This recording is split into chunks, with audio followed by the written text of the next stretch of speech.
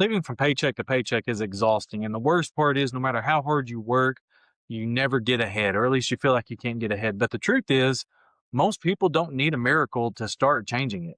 They just need a plan. In this video, I'm going to show you the first steps to stop the cycle today.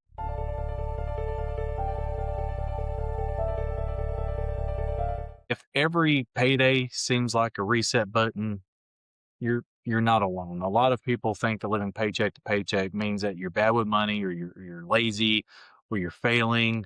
And a lot of times it's not true at all. It usually just means that it's coming in, but there's no system telling it where to go. One thing that I really enjoy that I learned from being a financial coach and learning through Dave Ramsey and that system is every dollar needs an assignment. Every dollar has a name. Every dollar has a home. Okay. And the fact that the money is going away just as much as it's coming in, and you feel like each week you live paycheck to paycheck, and then the next week you live paycheck to pay. All you do is hit the restart button and you spin your wheels. It's a matter of not being bad with money or being lazy. It's a matter of not having a system. I heard a saying once: people don't rise to the level of their ability; they fall to the level of their system. And that's the biggest thing, is you just need to create a system. Okay. So right now, let's define the real problem. The real problem is living paycheck to paycheck doesn't mean that you make too little. Sometimes it does, but that's not always the case. But a lot of times it means that every dollar is going somewhere before you even get paid, or every dollar has an assignment before you get paid. So uh, it's already doing its thing before you even get there. Bills, grocery, gas, debt, emergencies, random stuff, and that stuff pops in. So instead of just getting ahead, you're just constantly recovering. Paycheck to paycheck, it creates this constant unhealthy state of survival mode. Of, I'm just going to have to keep grinding away just so I can do it all again next week, just so I can enjoy, this house that I never get to be in because I work so much overtime, or so I can enjoy, time with my kids that I never get to spend time with. So you're just constantly in this recovery mode. Luckily, you're kind of out of survival mode, but this just constant state of recovery, it wears you out, and it does. It gets exhausting. It keeps you from thinking clearly. It keeps you from planning. It keeps you from building momentum, because you start getting discouraged, because you think, no matter what I do, I'm just going to keep staying in this one box right here. And what's the point of doing that? I mean, at least, yeah, I might go under, but at least I can enjoy a good dinner here and there, or a good vacation here and there. But if you want to stop living paycheck to paycheck, the goal isn't to get rich. The goal isn't to be this super wealthy person by this magnificent magic pill or magic plan. The first thing is just creating a margin. Okay. Even a little margin will change everything. Uh, you don't need to just fix your entire financial life this week. You just need to create breathing room, and you need to create a system. You need to create a written budget. Okay. Your ability to budget is going to create your ability to enjoy life. Your ability to budget is going to create your ability to get ahead. Your ability to put a dollar where it's supposed to go and to still have a dollar left over afterwards is going to come down to just a mindset shift that you've probably never heard before, or never put into practice before. Or it could be something you've heard your whole life. You just haven't put it to work yet. But you can't change what you refuse to face. You have to face this one way or the other. There's no running away from it. You can either just deal with it and say, well, that's life, or you can go face to face with it and get ready to knock its teeth out. The first thing you need to do is write down where your money's going. Okay. Again, we're going to get a pen and paper, and I want you to look at the last 30 days. I want you to look at the next 30 days. And you're going to write down bills. It's going to be a category. Okay. All your bills are going to go in this category. All of your food is going to go in this category. All of your gas is going to go into this category. All of your subscriptions are going to go into this category. All of your fast food, that's going to be different from food. Okay. Food is going to be, we'll just say groceries. Okay. Fast food is when you just make that quick run on your lunch break or something. Convenient spending, debt payments, just random leaks here and there. Where did that come from? You did some window shopping or something like that, or you impulse bought it. That's going to be those random leaks. But right now you're looking just, all you're doing is just looking for truth, not guilt. Okay. We all know that we mess up, but we're just looking for truth. Okay. Where's all my money going? And then whenever you write these out, I want you to write a price next to them. It would be very smart to make it a habit of keeping your receipts. When you go to the gas station, keep your receipts. And you need to start writing this down because and then you need to literally, if you do this every day at the end of your day, it takes all of 5 minutes. But you're going to kind of get an idea. And if you just create this category every month, and we're not even at the budgeting stage yet. I'm still looking forward to creating a budget with you and showing you how to do that. And these little tips and tricks, like how to save on your electricity and how to overpay your electric. That way, when the time comes in the winter time, the money that you're saving from your winter electric to go and pay for your summer electric, it's pretty incredible. And I'm looking forward to that. But that's not where we're at right now. Right now is, okay, where is this stuff going?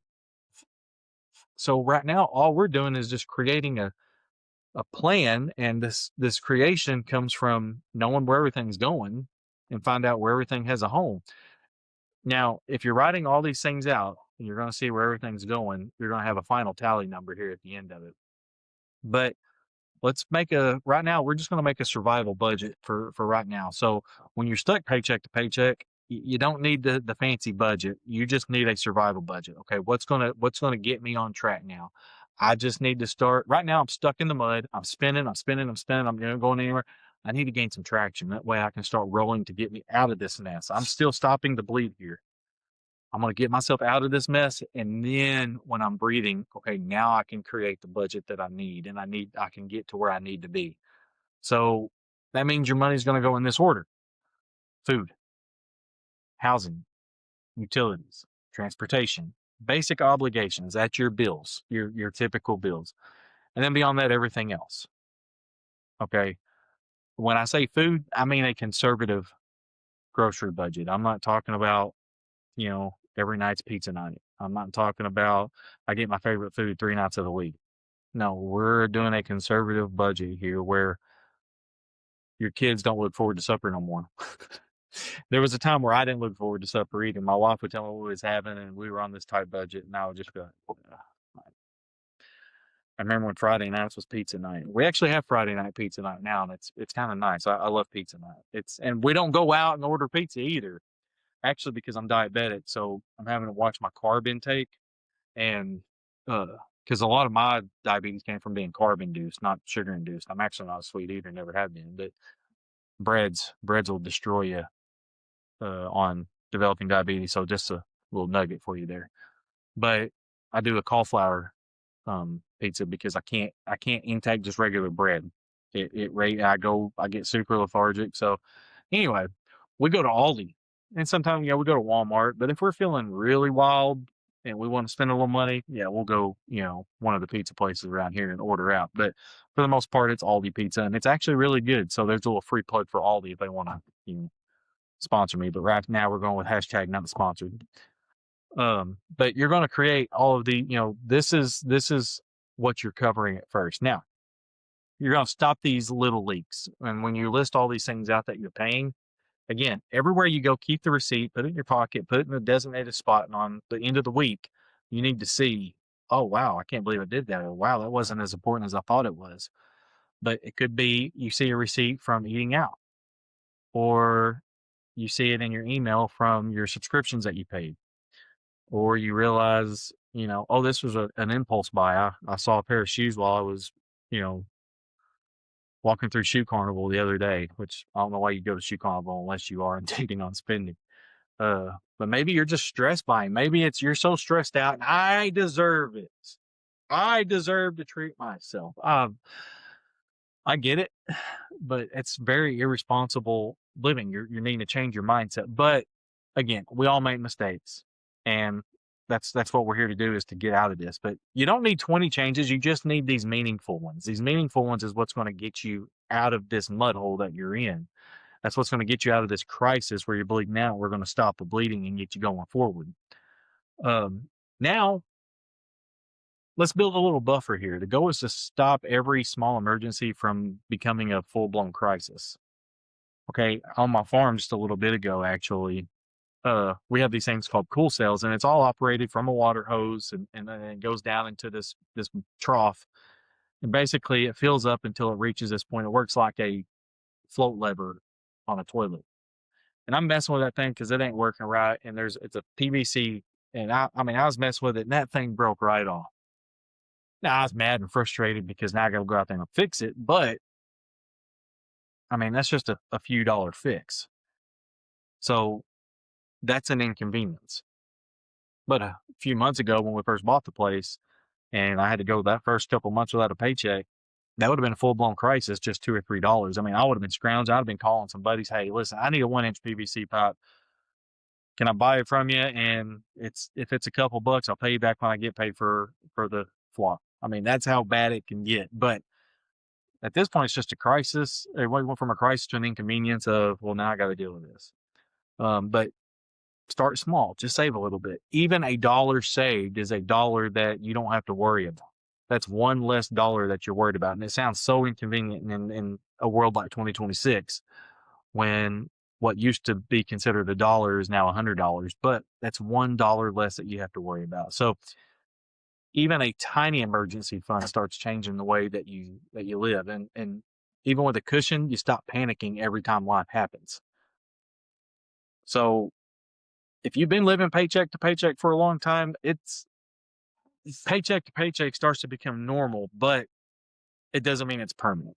Okay. It's okay for the paycheck to paycheck living to feel like normal life. Most people do have to live that way, but it's not permanent.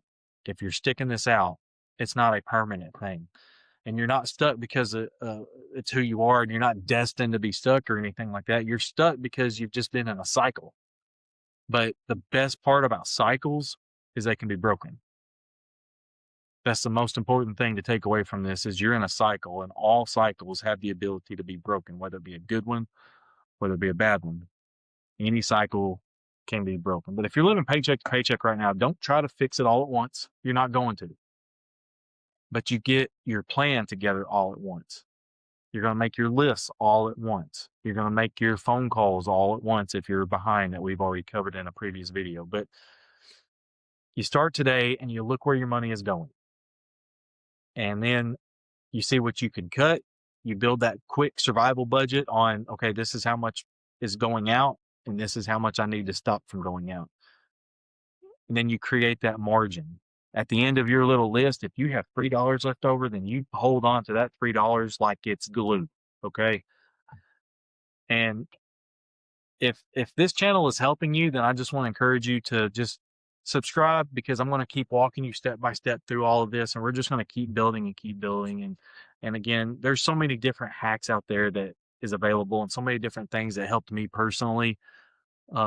Again, I still have that funny story with the electric bill, and I actually came up with that one on my own. That didn't even really happen by any research. It was just a little light that came on, and I thought this is actually a good idea, and it's worked for us. So again, right now we're building on a quick get out of the rut budget so we can start gaining traction. That way we can get to where we need to be. So if this is helping you, hit the subscribe button, hit the like button, leave a comment if you have any questions for me, or if you're going through your own season, please just leave a comment below. I'd love to be able to address them. I would love to be able to help you out any way I can. But until the next time, you be better, you be good, you be best, and I'll catch you on the flip side. And go find something this week that you think you can't do and go do it. All right, I'll catch you on the next one.